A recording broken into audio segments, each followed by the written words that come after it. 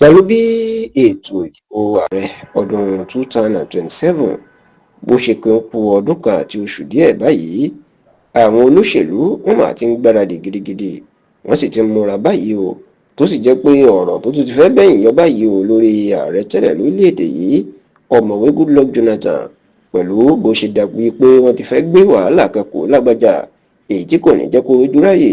rí àsìkò ètò ìdìbò ọdún 2027 tàbí kan fi kúkú dúkokò mọ́ láti jáwọ́ kúrò nínú ètò ìdìbò ààrẹ ọdún 2027 lórí ìgbésẹ̀ tí wọ́n gbé ní ìlú Àbújá nínú ọ̀sẹ̀ tí a wà yìí.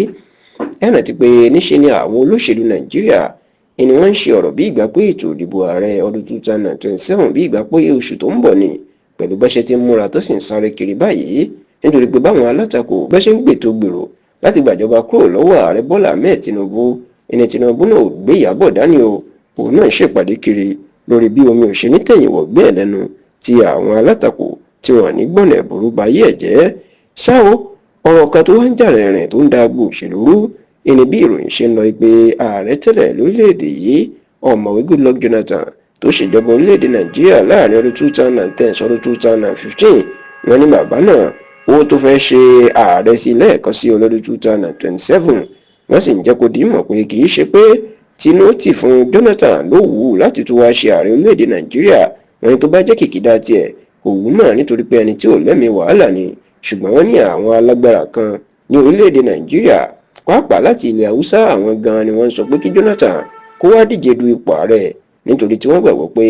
bí àwọn bá fún ọmọ apá gúúsù Southern Nigeria láàyè tí kì í ṣe Tinubu láti ṣe ààrẹ lọ́dún 2027, ipò náà yóò fẹ́ dùn mọ́, yóò fẹ́ lu ọdún 8, ṣùgbọ́n Jonathan lábẹ́ òfin kò lè lò ju ọdún 4 lọ, èyí tí ó jẹ́ kí ìjọba tètè padà wá sí ilẹ̀ Haúsá lọ́dún 2031. Ṣá o, bó tiẹ̀ jẹ́ pé Jonathan ò tí ì kéde póun yóò díje tàbí òun ní díje, ṣùgbọ́n tó jẹ́ pé àwọn àpàdé olóṣèlú tó ń ṣe kiri lẹ́nu ọjọ́ mẹ́ta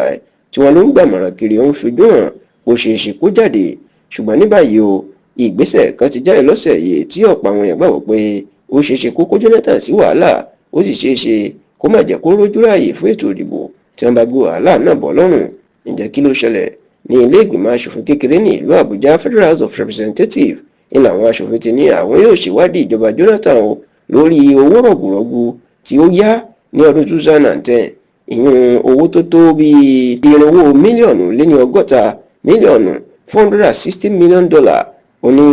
Ìní Jonathan ló yá lọ́dún 2010 lóyún iléeṣẹ́ kan tó ń pè ní ZTE Communications ti ìlú China, ti orílẹ̀-èdè China, láti fi ṣe àwọn kámẹ́rà ètò ń pè ní CCTV kámẹ́rà sí gbogbo agbègbè tó wà l'Àbújá láti má ṣe jẹ́ kí ìwà ọ̀daràn kó ṣẹlẹ̀ mọ́. Wọ́n jẹ́ kó dìímọ̀ wípé láti ìgbà náà àwọn ò rí kámẹ́rà kankan o, bẹ́ẹ̀ ni iṣẹ́ ibi àti ìwà ọ̀daràn ò dínkù ní Àbújá, tí wọ́n sì láwọn yóò ṣèwádìí bí Jonathan bó ṣe ná owó náà, ìyẹn $460 million tó jẹ́ òbítíbitì bílíọ̀nù náírà lásìkò tá a wà yìí, ìyẹn tí ò bá gba lé tírílíọ̀nù kan náírà dáadáa. Ọ̀nàrẹ́bù Àmọ́bí Ọ̀gá ló nawọ́ sókè tó ní káwọn ṣèwádìí Jonathan àti ìjọba ẹ̀ nítorí pé ìjọba Jonathan nípasẹ̀ mínísítà ọrọ̀ ajé nígbà náà Olúṣẹ́gun Àgángà, àwọn ni wọ́n lọ gba owó rọ̀gùrọ̀gù lọ́wọ́ China. Kódà àwọn ní Nàìjíríà ò tí ì san gbèsè náà tán, ṣùgbọ́n àwọn ò rí kókó owó náà o, àwọn ò mọ ohun tí wọ́n fi owó ọ̀hún ṣe, tó sì jẹ́ kó dìímọ̀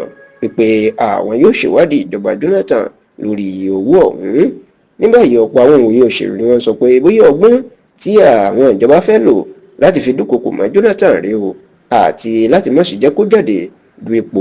ààrẹ lọ́dún 2027, tàbí kó jẹ́ pé nǹkan tí yóò fi máa dà láàmú rèé tí ó bá fẹ́ díje, ìyẹn pé kò ní rójú ráyè, tó jẹ́ pé ilé ẹjọ́ ni yóò máa pòórè lásìkò ìgbà náà.